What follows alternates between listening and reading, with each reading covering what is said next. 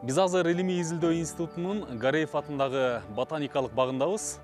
Бул чыгарылышта өзгөчө багбандарды, багбанчылыкка кызыгып жүргөндөрдү экранга жакыныраак чакырабыз. Себеби сиз үчүн абдан пайдалуу чыгарылыш болушу мүмкүн.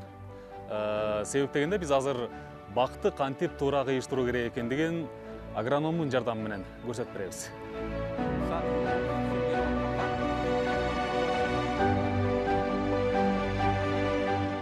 Бұл бұтақ уктап жатқан бұтақтардан болады да. Şu ботаникалық бақта мөмө жеміш бақтардың арасынан бұл алмабаққа тоқтап кетсек, алмабақтың 1500 сорты бар да. Осы 1500 сорттың içinden misal үшін бұл бақты азыр бұтап, қиыстырып, башқа сорттарға айлантабыз. Бұл емне үшін айлантабыз деп атабыз? Бұл бақ біз изилдеп келген бақтардың арасынан, қатарда тізіліп тұрған бақтардың арасынан начарырақ бақ болып есептеліп қалды. Мөмөсі кичинекей майда ачуу кычкыл болуп калгандан бул азыркы жазгы ыкма менен бул бакты башка сортко айлантабыз. Так, ошондо биз муну кыйштырып ала турган кезибиз аралап алып салышыбыз керек бутактарды.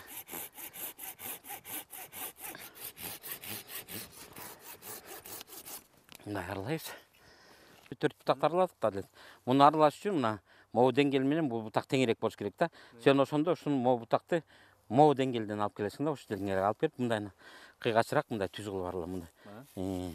Багы жок бакты кыят экенбиз да? Багы жок бакты,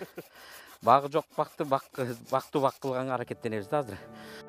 Бакты туура кыйыштыруудагы алгачкы кадам же болбосо негизги алтын эреже бир жылдык көчөттөн кыркылып алынуучу калемчилер жылдын февраль айына туура келиши керек. Бычак аябай курч болуш керек адилет. Операция жасагандай эле да. Анан адилет муну тияк коюп койсун. Тиги эмени берип койсун биздин антисептикти. Любой жумушту жасаардын астында антисептик менен өзүнүн инструменттерибизди обработка кылып алышыбыз керек да. Хотя бы кичинеден болсо дагы. Анткени бул инструменттер башка жерде да иштеп жүрдү да. Башка эмени бактардан инфекцияны алып келбеш үчүн, жуктурбаш үчүн ушундай обработка да кылып алышыбыз керек да. Бул антисептик да жара берет, же болбосо спирт боло берет. Же болбосо медный купоростон эле көк таш менен эле жууп тазалап койсо болот да. Бактын хирург экенсиз да? Бактын хирургу болуп калдык. Буюрса мына 30 жылдан бери канча деген бактарды кыйыштырып жүрөбүз. Сортторду чыгарып атабыз.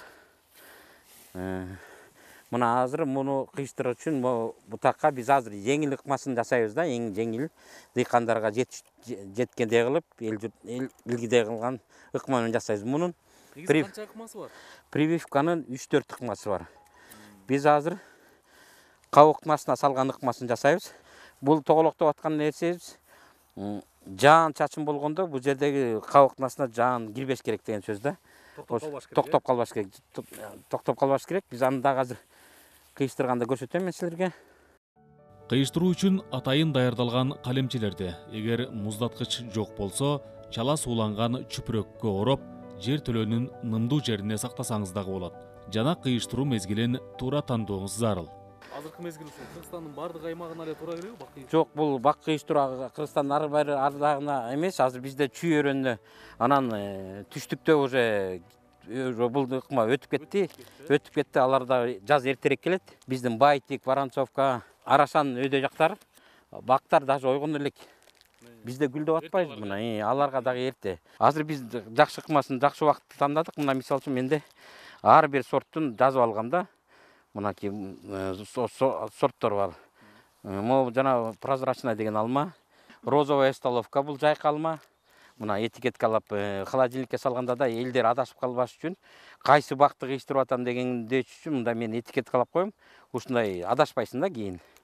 А бул болсо атын жазган жокмун, бул деген жанагы Бельфлор деген алма да. Кабыктын алына кыйыштырарын ыкмасы мисалы үчүн өзүнүн диаметрине караштуу ар бир столго караштуу канча бүчүр тагыш керек экенин көрсөтөм да. Мисалы үчүн негизи бактын жоондугу канча диаметрге чейин болуш керек? Бактын жоондугу бир өтө жоонго да болбойт. Где-то бир 10, 15, 12, 8, 9 ушундай сантиметрден болуш керек да. Мисалы үчүн идеально болот 3-4 сантиметрлүү могу бактарда, мисалы үчүн бутактар. Эң ыңгайлуусу буган батыракта кыйыштырылат, батыракта өсөт, өсүп кетиш да жеңил болот да. Бир бакка, бир бутакка азыр 3-төн могу бул диаметрине байланыштуу 3 бутак салабыз да. Мен мисалы үчүн азыр бул бутакка могу биздин айтып аткан Белфлор деген сортубузду кыйштырам. Бир шилтем менен мында кесип алыш керек. Бир шилтем менен кесип алыш керек да, моякта өзөгү бар, көрдүңбү Адилет? Өзөгүнө өзөгү көрүнгүчөктү жеткирип алыш керек дагы.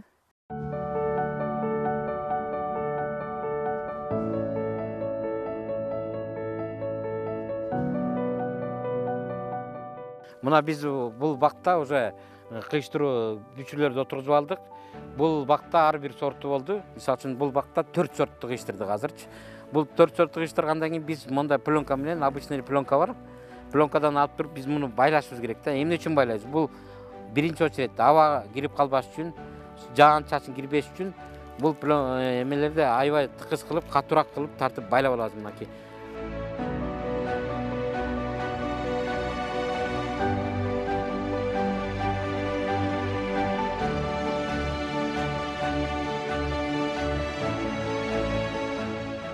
Буну жасагандан кийин бизде атайын садовый бар деген майыбыз бар. Ушу майды мына садовый бар деп ар бир магазиндерде жана садовый центрларда сатылат.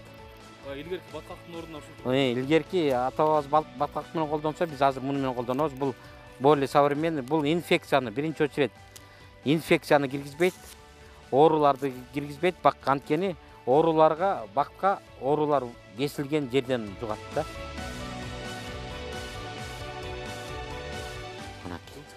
Жылчык калбаш керек. Мына жылчыгы жок субадык.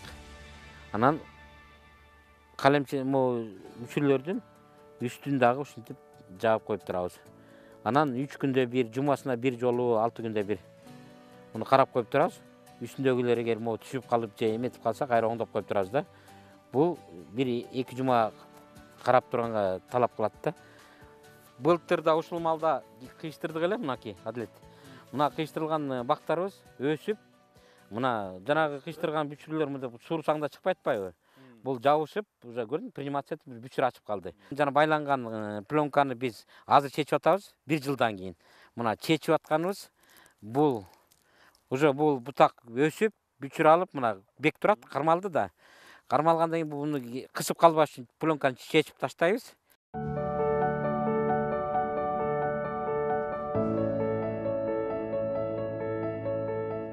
Жалпы Кыргызстан багбандарына силерге ийгилик каалайм. Ыкманы үйрөнүп алгыла, жасагыла, оңой эле. Ийгилик силерге.